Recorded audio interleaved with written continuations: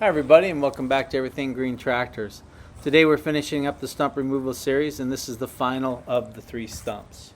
This tree is actually 3 trees that started growing together, which means it's going to be a little bit more challenging to get this one out of the ground.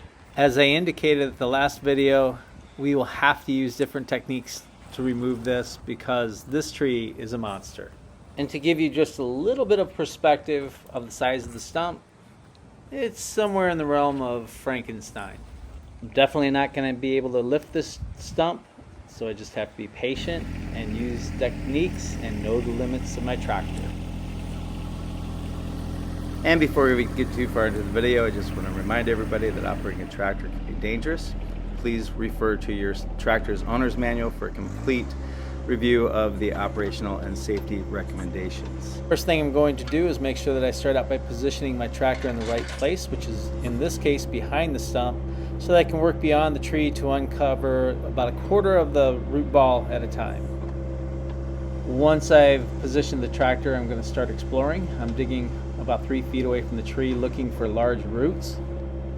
Now, this is typically what I do with a larger tree, and when I find one, I'll pull the tractor a little bit closer and I'll start to work my way away from the trunk and find where I can start to break it and then work my way back towards the tree.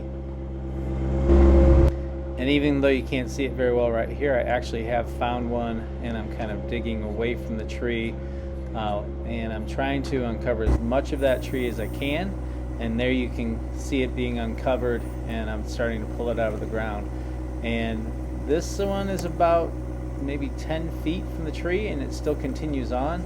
I was able to break it, and now I'm just going to start working back toward the stump and doing my best to uncover as much of that root system as I can. Once I find a root, I work on top of it, and then I'll work to get behind it and beneath it. As I continue on, you can see that I'm using the backhoe to push the tractor back and reposition myself, which saves me a lot of time.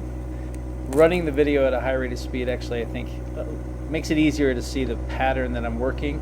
I'm dumping everything to the side, and I'm keeping all the digging directly behind the backhoe.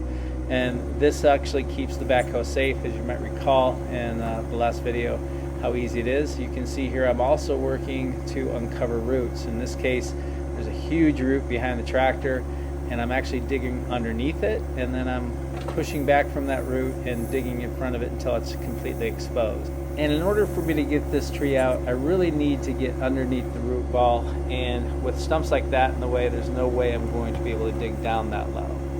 I will try my best to break them, but eventually you get to the point where you know that you're going to have to do something different. So I'll grab a broom and sweep off each of the roots, and then I'll grab a chainsaw with a very old blade, and then I'll go ahead and take care to cut through each of the stumps. And you're going to hear that I go full speed at the beginning, but then as I get toward the bottom, I'm going to slow the chainsaw down in hopes that I'm going to save the blade from going into the dirt. And I'm usually pretty good at this technique. Once in a while you'll hit the ground, but if it's a slower speed, you don't do as much damage. And I'm just getting it as close to the tree at this point that I can, so that I can continue to dig under the tree stump.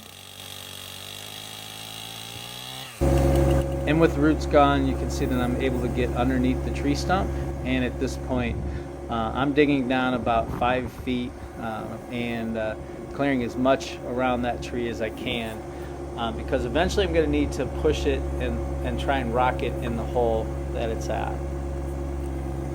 And I'm going to have to repeat the process of cutting the tree roots out here several times.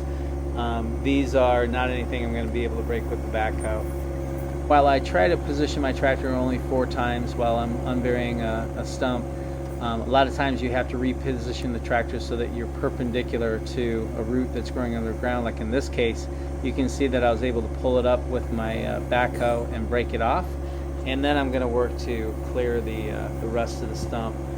Eventually I'm going to have to cut this one too, because I'm not able to get underneath it. The other reason why I cut the roots is because sometimes if you reach underneath the root, you can rip off the hydraulic hoses on top of the cylinders of your tractor. So you want to be very careful you don't do that. And at this point, I'm ready to go ahead to test and see if I can move this stump. And if I even see that much movement, that means the tree is ready to go. And there might be a taproot on the bottom of this tree, but if I can go ahead and fill in the hole and work to push the tree back using as much of that leverage on the stump as I can, pushing high on the stump, you can see I'm able to budge it back and forth, and I'll just gently go back and forth on the stump. I'll push some more dirt into the hole and dig an access ramp. I want to get closer to the tree, and then once I'm there, I will rock the tree forward, push more dirt in the hole, rock the tree forward, push more dirt in the hole, and eventually it starts to raise itself out of the ground as I continue to compact the soil underneath the root ball. And this is a very heavy root ball. You can see that if I took my foot off the pedal, it would actually push the tractor back. So all I'm doing right now is really trying to get dirt underneath it, and you can see each time I do, the tree raises up out of the ground a little bit more. And once I'm satisfied with one side, I'll move back over to the other side of the tree, and I'll do the same thing. Shove dirt into the hole. I'll push the tree back over, allowing that dirt underneath the tree to compact. And as you watch the top of that tree, you're going to see that it continues to raise up, and I'm going to continue to shove as much dirt into the hole as I can, and rocking it all the way around. And remember, I had dug down about 5 feet underneath the below the surface there, so really I'm filling in that trench right now all the way around the tree, but then I just push it back and compact the soil. I had a really good question about whether or not you always have to use the grapple for this technique, and the answer is no. I've done this technique with the loader bucket on too. Pretty much all I'm doing is pushing the tree, and both of them do a good job. The bucket actually does a little bit better job of backfilling, but you can use either the bucket or the grapple for both. And another good question that I had is whether or not I use chains to pull the stumps out of the ground, and the answer is no. I stopped using chains on the tractor because I felt like I was doing damage to the frame, and I wanted to be careful about bending things, so I really don't use chains that much anymore for like removing stumps or pulling things out of the ground. I typically use chains to pull like a heavy log across the ground, and I'm making sure that I'm attached to something that is not going to bend, and I'm very careful not to jam the tractor into high gear and just take off as fast as I can. And at this point, I'm using the grapple. I could use a bucket to do this too, to lock onto the top of the tree and get it to lay down. And then I go to shove dirt underneath the root ball at this point to keep it from rocking back. I want to get as much dirt off the bottom of the root ball as I can, so I'm using the grapple. I could use the loader bucket too. And I want to make the stump as light as I can. And this is also why you don't cut the trunk of a tree below 3 feet, because I can leverage the tree. And now I'm pretty well set to push the tree out of the hole by driving right into it. Once I feel that it's safe, I'm actually filling the hole back in on the bottom and trying to get as much as I can, and then rolling it out the other side. And with that, this stump is out of the ground, and we're ready to move on to the next phase of the project. In total, it took me 2 hours and 45 minutes to get this stump out of the ground, which on a warm day in February of 70 degrees, I was pretty happy to spend the afternoon removing this stump. And that's going to do it for today. Thank you so much for watching the video. Please hit that like and subscribe button, and if you can, share this video with other people that you know as well. This is the 6th video in the land clearing series.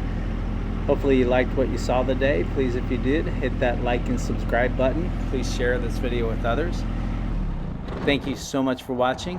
My name is Phil Dance, and I sell John Deere tractors.